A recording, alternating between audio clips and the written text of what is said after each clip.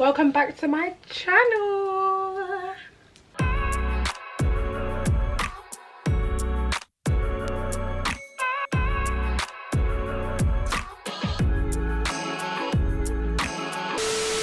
I am Aquia Safwa. For those who know me, hey. For those who don't, now you do. Subscribe, like right now as well, because you guys don't actually like my videos when you watch it, which is annoying. And comment also. I miss chatting with you guys. Like, I haven't had a chat with you guys since I was like in Ghana, which is crazy.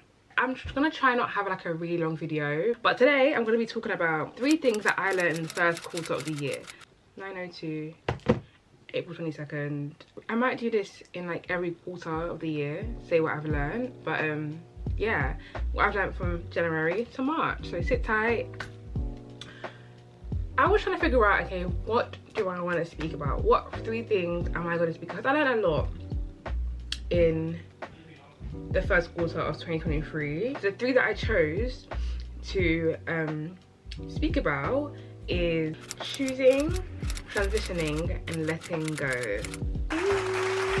So let's start with choosing. I'm gonna put a timer on as well. Most people, right, want so much in life. Like, we all want purpose, we all want our destiny, we all want these things. However, we don't choose to put in the work, or choose to obey, or choose to submit to that purpose in order to actually obtain those things that we want. And that's what I mean by choosing. Actually choosing, like, forget everything, forget everyone. I am going to choose purpose. If you watch my first video of the year, my first vlog, I spoke about that, like how I'm purpose all year round, I'm seeking God, I'm doing all these things. But yeah, a lot of people want so much, but you're not giving God anything to multiply. I was talking to God about streams of income, and God was like to me, okay, but your YouTube channel, you don't even post. And it's like, I'm here searching, or like anxious about like, or like really wanting, you know, wealth and all these different things, but it's like what you have in front of you, you're not even able to steward properly. We want all these things, but we're not even choosing to put in the work, choosing to commit, and choosing to be consistent in what God has already given us. Some of us want to like a business, some of us want to have like a healthy body, like, you know, healthy mindset, heal from trauma. It's all good and well done, I want it, blah blah blah, but if you don't choose to take it, you're never gonna have it. My friend asked me, how have you committed to this life of God? I told her I chose. And when you choose, you have to choose what's priority to you. So for me, it was just about like, all right, choosing, like, I'm gonna seek God above all. I'm gonna let go of my idols. And it's so funny because everything I'm talking about is gonna overlap with each other, because I just mentioned letting go. Yeah, I told her, like, I just chose, and I'm committing to it. Like, I wake up early to make sure that I have time with God. It was much easier when I didn't have a full-time job, but now I have a full-time job. I will still wake up early to spend time with God. I can't live without God. I need direction. Do you know what I mean? I need comfort. I need direction. I need revelation. I need to know how to move. I need to know how to live my life. I need to know what I need to cast down my anxieties and cast down my. Do you know? I need God. So I left off by saying, before I was really cut off, you need to be humble enough to know that you need God. We start off with God, and then we just get really like indulge in the world. We just try to be in control of everything. And yeah, like, you have to just choose, and whatever you choose, stick with it. I wrote a blog about being disciplined over feelings, and you should read it because it's really good. I had a really big partnership in the beginning of the year, and my spirit was just like, no, no, no. Alarm bells were just like, no, no, no. Even when I first met the person, before the partnership even came about, I didn't really feel them. It was a test, and I passed the test because I ended up like not doing the partnership with them. I chose God over me wanting this partnership. I don't want anything that's not in alignment with me. Like, what God has for me is way more than what the world can offer me. So why should I sell myself, literally selling myself, for like what? This partnership, when God has way more for me. When I was praying, I told God, I'm going to reap the benefits of my obedience to declining that partnership. Tell me why. That's a week, guys. I had an email about doing a speaking engagement with one of my favourite film and TV organisations. And also on top of that, I had another email that week from that same organisation about nominating people that they see as future leaders in the film and TV industry. I've never been nominated for anything. And not just because I declined that, but because like I've been obedient to my purpose and God's voice throughout the whole year. I've chosen to put God first. Guys, when you see me at the end of 2023, yeah, a millionaire, see God, listen to him. That is the blueprint to favour and grace, just elevation, choosing. I've learned so much about letting go because I've let go of so much. Like, I've let go of myself in a positive way, like let go of my old selves, because you can be so attached to who you are. But what I've learned is that who I am right now, especially when I wasn't committed to God, that is nowhere near who I'm supposed to be. In this season of your life, if you're in the world, that's not what heaven has for you. Do you know what I mean? So it's so important to like practice non-attachment. Sometimes like, because you're so attached to your lifestyle, so attached to your thoughts, so attached to who you are in this moment, it's so hard for you to come out of it and go into the new. The first quarter of the year, I was in solitude, right? And I still am, to be fair. Like, so I told my friends, like, guys, like, I'm not gonna be speaking to you guys. Like, don't message me. I'm not gonna reply. Like, all these things, like. But obviously it wasn't easy because these are my friends, like these are my closest friends, this is my circle. But if God's telling me I need to let go of this for right now, then that's what I need to do. I was attached to my friends. I don't want to be attached to anyone. I didn't even have to tell you I need to go into solitude. I want to just do it because I don't want to be attached to anything in my life, because God can tell you to let it go. And then what are you going to do? Be crying in bed for hours and days because you have such an attachment to it? Like, no, you have to let things go. And also, like, sometimes you have to let things go so God can restore it.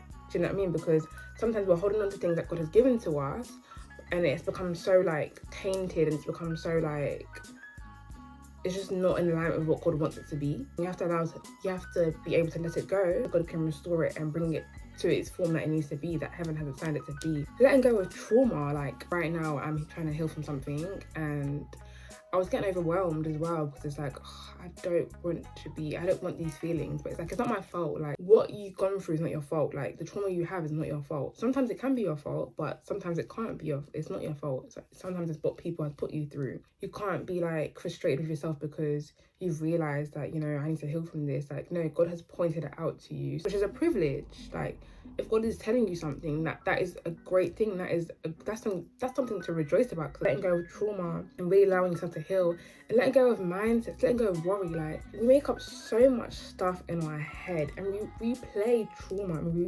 replay things that people have done to us, what people have said to us, but you have to let it go. And sometimes I feel like we don't like to let things go because we feel like, I'm getting back at you because I'm not forgiving you. That is not getting back at someone. You're hurting yourself. I do not want to be a bitter babe.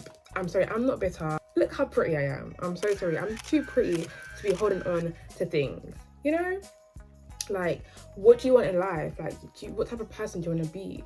Do you want to be someone that, like, you know, is loving and exudes grace and all these different things? Or do you want to be someone that's bitter? Like, you have to give people grace. It's not easy, but it's a process also. Like, just forgive people, let go of that hurt. It is not good for your brain, for your mind, for your emotions. Oh my gosh.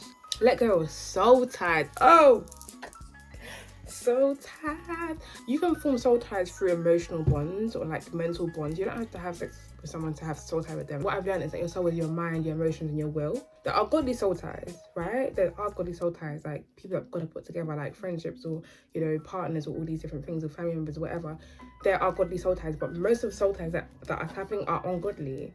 And when someone is affecting your emotions so much, that could be a friend, that could be a partner, that could be a family member, like, it's because you have an ungodly soul tie with them. Anything that you can't let go of, anything that you're attached to, is your God. Let go of people, let go of things, let go of mindsets, let go of habits, let go of soul ties, let go of everything. Just be free, let go. First and foremost, transitioning is so uncomfortable. Like, guys, like, when you're in uncomfortable phase in life, probably because you are transitioning to your next, it's important for us to like just like allow ourselves to be uncomfortable I remember like when God told me to start doing my reels, like I was thinking, like I did one for my blog, never done a voice over a reel before. I was very uncomfortable with it, but I had to do it because that's what God is telling me to do.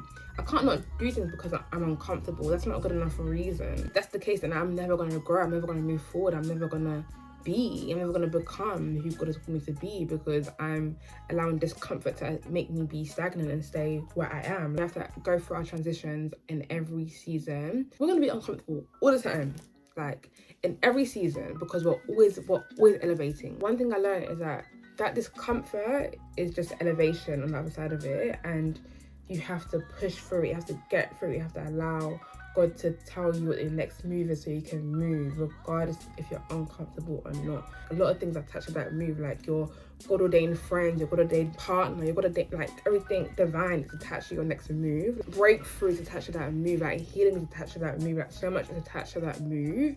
So you have to just be uncomfortable. Like, it's okay. Like, don't let discomfort stop you from moving. Like, move, go, do it regardless, grow.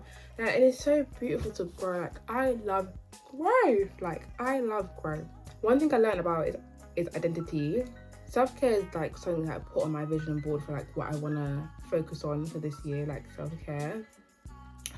And God was telling me like, oh, do your nails more. It was so much for me to like, for God to want me to like do a certain hairstyle and like, you know, do my nails and like do all these things. And for me, there was like, wow, like, and that was uncomfortable because I was comfortable with not doing these things. I'm the type of person that I'm very like, I'm natural. Like, I like natural stuff. I don't mind not doing my nails. Like, when I was younger, I used to do my nails all the time, like all these different things. But as I grew older, like, I just didn't really care. It was uncomfortable because I was comfortable with not doing these things. And I was thinking, wow, like, God, like, you know, you're telling me to do this, that's mad. But it was cool because it's like, wow, like, that's nice. Like, you know what I mean? I want to do my nails regularly. I want to do these things. Like, even though it's not something I'm thinking about, God is telling me to do this because that is the type of woman I am. I find out who I am by being in intimacy with God. God is the one that's molding me. God is the one that has created me. God knew who I was before I was formed in my mother's womb. God knew who I was going to be. God knows what he's called me to do. God knows my style, what he's made me. Like, I'm a masterpiece, you know what I mean? I am, you know, with that scripture about the pot and the clay, like I'm literally clay, and God's molding me like to who he has envisioned me to be. And it's like, wow, when God is telling us to do certain things, that could be like, God can tell you get a shape up every 2 weeks. God can tell you stop swearing. That means you're the type of person that doesn't swear. God can tell you start going. I do solo dates now. God didn't tell me to, I just wanted to.